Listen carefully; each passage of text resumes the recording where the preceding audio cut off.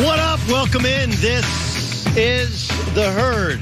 It's like Colin says, wherever you may be and however you may be listening to the show, thanks so much for making this part of your day. Alongside the lovely and talented Jamie Maggio, I'm Doug Gottlieb, Joy Taylor, Colin Cowherd, getting some well-deserved respite.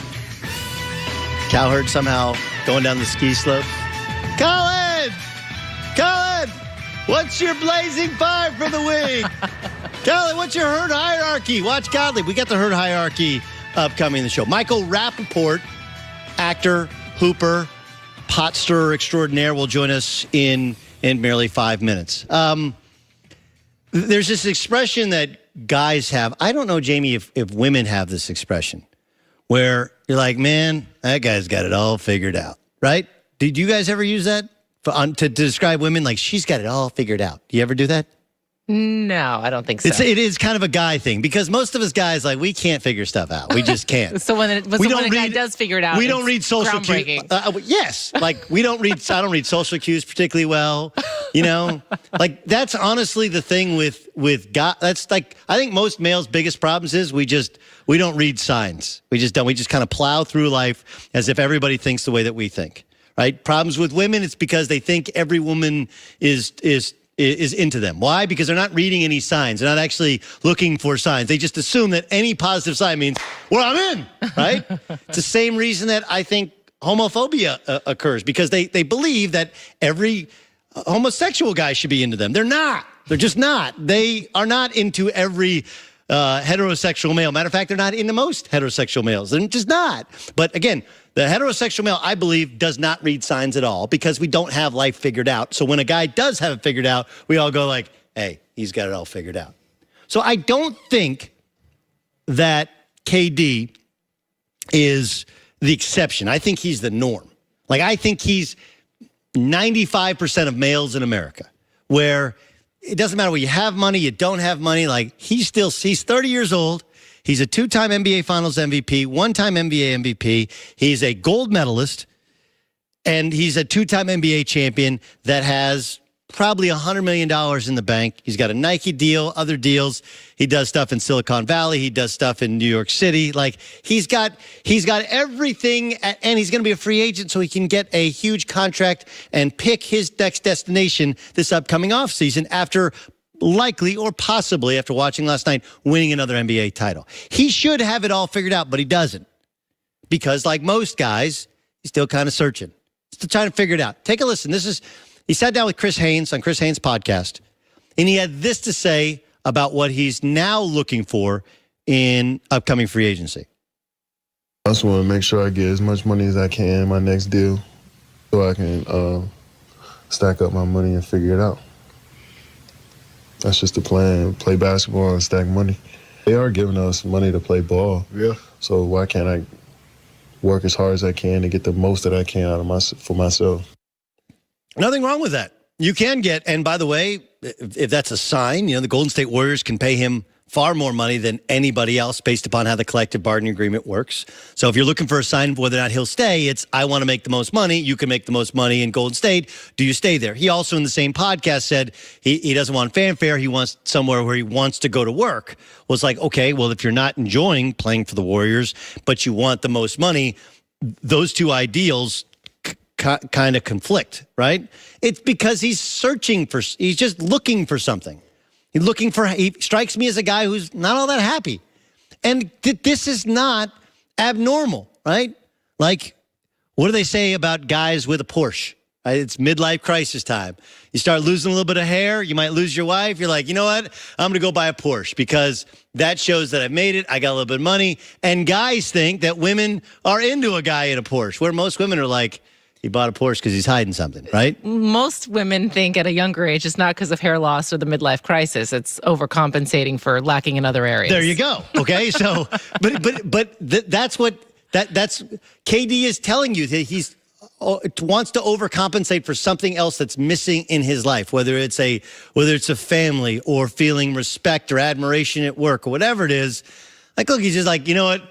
I've tried the respect thing. I've tried the location thing. I've tried this thing. I've tried that thing. You know what I want now? I just want all the money. And then I'll figure it out. And you know what? you can figure out a lot of things with money, right? You can have a house here, have a jet there.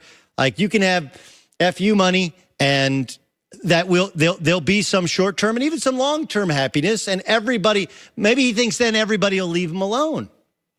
But whatever it is, he strikes me as 95% of males in America, where ridiculously successful, intelligent, financially successful and stable, respected on many levels at his job, and yet still searching for something because he's obviously not happy.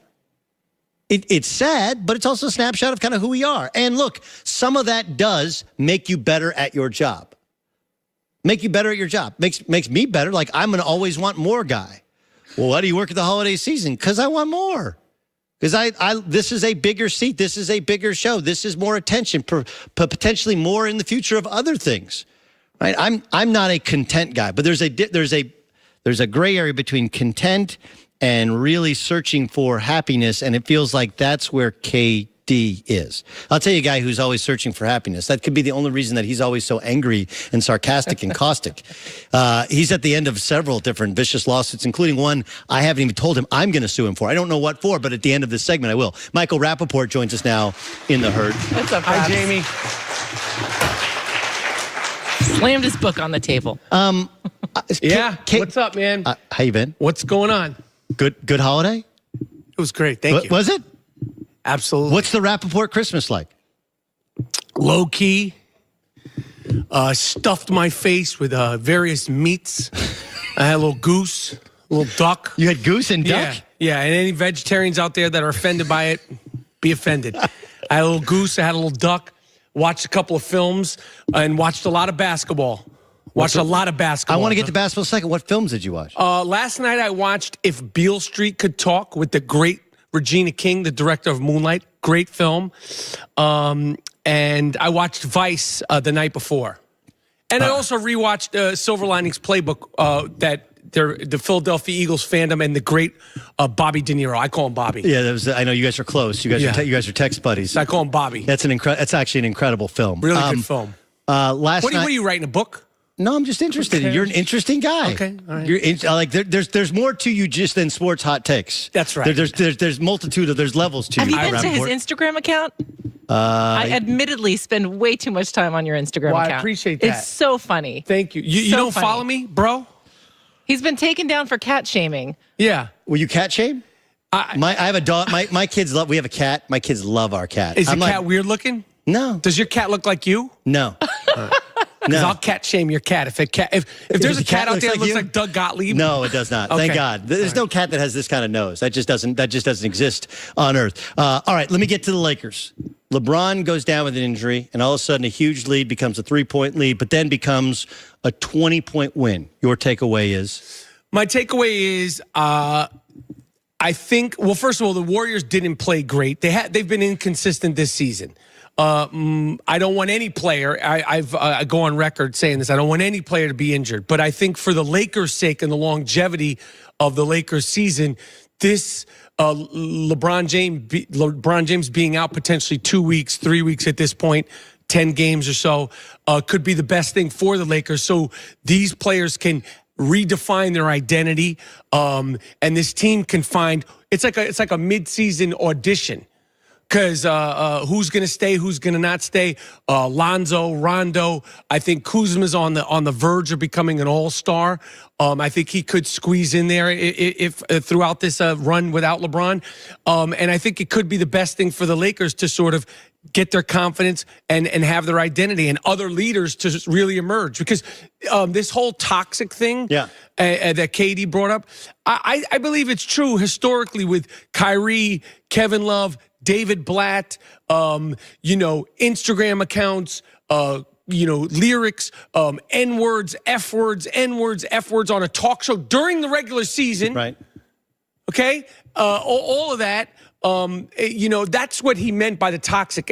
Whether that word was too extreme or not, but that's just too much. So LeBron, it's just a lot. It's just a lot to unpack with LeBron. There's a lot to it, right? He brings it on himself. Yes. He's not a victim. No, he's not. Because we'll see in the next 2 to 3 weeks, LeBron, will you disappear?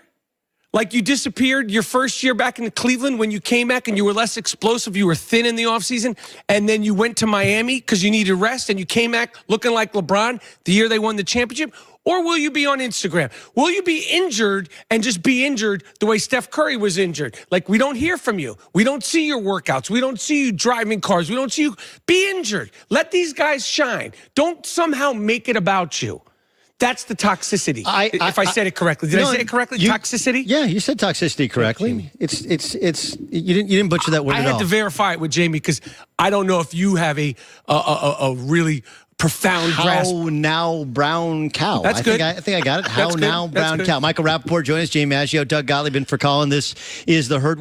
Here's the thing. LeBron is so big, and that game was so impressive for the Lakers. Nobody's talking about the Warriors. I understand that they got DeMarcus Cousins sitting over there.